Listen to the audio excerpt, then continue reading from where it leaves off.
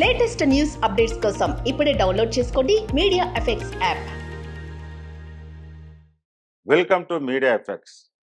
విపక్ష పార్టీల ఇండియా కూటమి జూన్ 4 తర్వాత ప్రభుత్వాన్ని ఏర్పాటు చేస్తుందని, ఎలక్టోరల్ బాండ్ల స్కీమ్ కుంభకోణంపై దర్యాప్తు ప్రారంభిస్తుందని ఢిల్లీ మంత్రి ఆప్ సీనియర్ నేత అతిషి అన్నారు. ఎలక్టోరల్ బాండ్ల స్కీమ్ కుంభకోణంలో బీజేపీ నాయకులు జైలుకు వెళ్తారని ఆమె వ్యాఖ్యానించారు. బీజేపీ నాయకులు మాత్రమే కాకుండా ఈడీ, సిబిఐ, ఐటీ అధికారులు సైతం ఊచలు లెక్క పెడతారని ఆమె హెచ్చరించారు. ఈ మేరకు ఢిల్లీలో మంగళవారం ఆమె మీడియాతో మాట్లాడారు. బీజేపీ ప్రభుత్వాన్ని పడగొట్టాలని దేశ ప్రజలు నిర్ణయించుకున్నారని అతీషి వ్యాఖ్యానించారు.